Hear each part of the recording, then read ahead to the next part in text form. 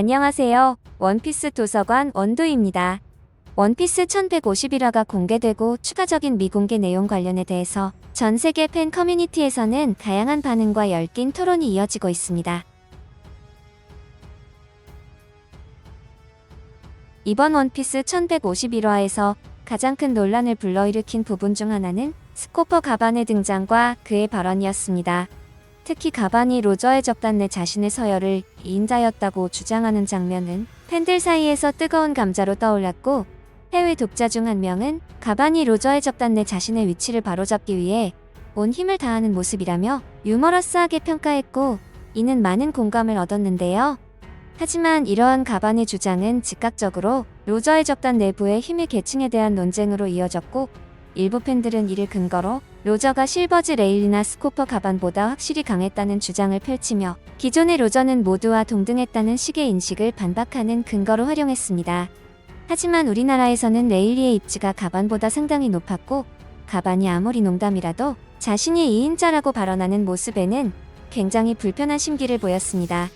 이것은 배틀 소년 만화 팬덤에서 흔히 볼 수 있는 파워 밸런스 논쟁의 연장선으로 가반의 주장이 진지한 것이든 유머러스한 것이든 팬들에게는 상당히 민감하게 다가왔습니다. 가반의 이러한 자기 주장은 작가 오다 에이치로가 팬덤 내에서 끊임없이 이루어지는 파워 밸런스 논쟁을 유쾌하게 인지하고 있으며, 심지어 이를 의도적으로 부추기는 듯한 메타적 유머로 해석될 여지도 있습니다.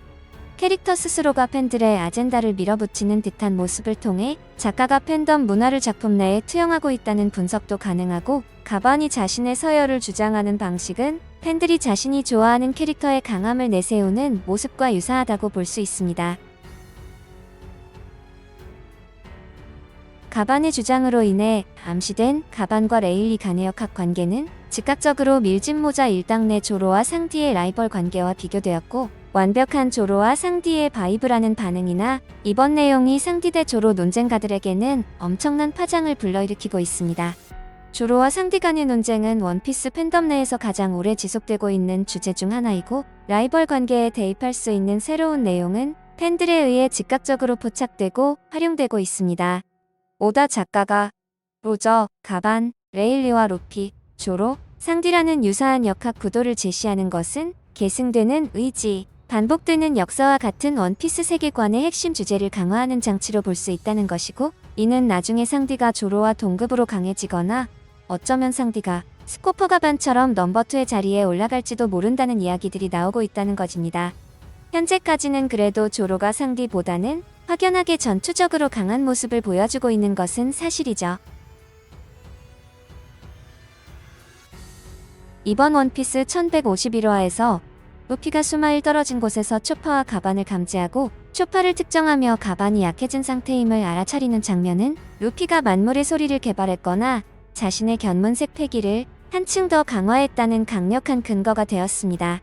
일부 팬들은 이를 NL의 멘트라와 비교하거나 새로운 종류의 패기일 가능성을 제기하고 있는데요. 만물의 소리는 로저와 연결된 희귀하고 신비로운 능력이며 포네그리프를 이해하는 데 핵심적인 역할을 하죠. 루피에게서 이 능력이 발현되는 것은 중요한 플롯 포인트이고, 엘바프 편에서 그것도 이무와 대치하는 현 시점에서 루피에게 이토록 중요한 능력이 발현되거나 강화되는 것은 시리즈가 클라이맥스로 향함에 따라 그의 능력 성장을 의도적으로 조율하고 있음을 시사합니다. 이는 단순한 파워업이 아니라 최종 대결과 진실 규명, 진정한 역사 이해에 필요한 도구로서의 의미를 지닌다는 것이죠. 루피가 현재 궁극의 권력인 이무와 마주하고 있다는 점을 고려할 때 이 능력 강화는 전투력 향상뿐 아니라 시리즈의 핵심 미스터리와 조이보이로서 루피의 역할을 향한 서사적 진전을 위한 장치로 작용할 것이라고 보는 시선이 많습니다. 이번 원피스 1151화의 토론에서 이무가 최종 빌런인지 아니면 검은 수염이 이무의 힘을 빼앗아 그 역할을 차지할 것인지에 대한 추측이 상당히 많이 일어나고 있고, 일부는 이무를 최종 보스로 보면서도 검은 수염이 분명히 변수를 뽑아낼 것이라는 이야기들이 나오고 있습니다.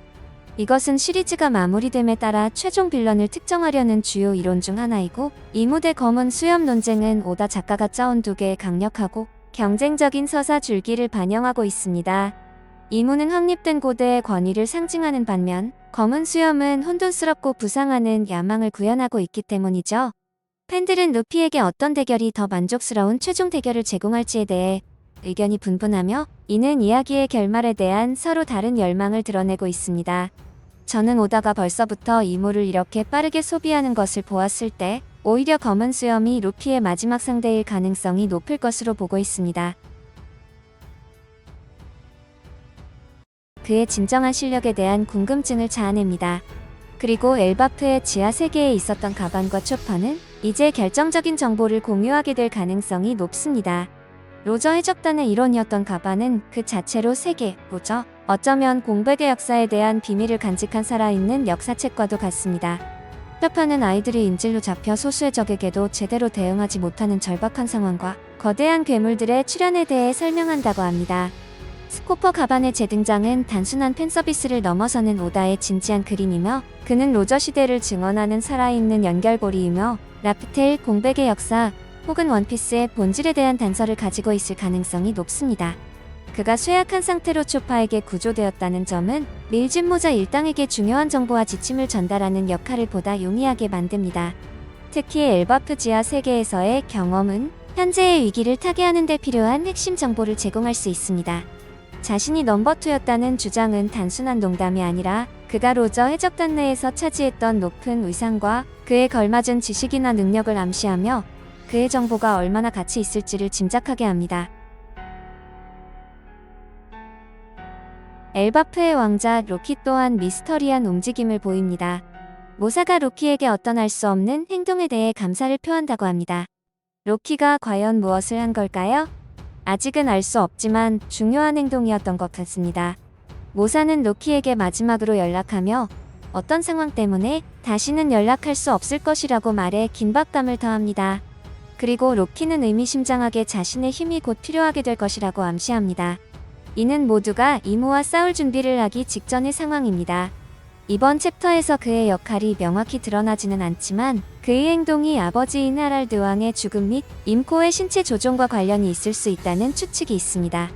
그리고 로키와 하이루딘이 하랄드 왕에게 일어난 일에 대해 논쟁하는 장면도 언급됩니다. 로키는 하이루딘에게 더 많은 것을 듣고 싶다면 무릎을 꿇으라고 요구하지만 하이루딘은 자신의 아버지를 죽인 남자의 말은 더 이상 듣지 않겠다고 거부합니다. 이는 거인족 내부의 깊은 갈등을 보여줍니다. 로키는 현재 엘바프 이야기의 중요한 변수로 작용할 것으로 보입니다. 그의 모호한 행동, 같아지는 것으로 암시되는 강력한 힘 그리고 특히 하랄드 왕의 죽음을 둘러싼 내부 갈등은 그가 단순히 이무에 맞서 엘바프 세력을 교합하는 역할을 할지 아니면 밀짚 모자 일당과 우연히 이해관계가 맞아떨어지는 자신만의 목적을 추구할지 예측하기 어렵게 만듭니다. 그의 결정은 엘바프 편의 향방을 가를 중요한 전환점이 될 것입니다. 루피의 만물의 소리를 들을 수 있는 능력과 로키의 전설 힘이 더해진다면 임코에 대항할 수 있는 전력이 충분히 완성된다고 봐야 할까요? 여기까지 시청해주셔서 너무 감사합니다. 재미있게 보셨거나 재미없게 보셨다면 구독, 좋아요 부탁드립니다. 사랑한다고요.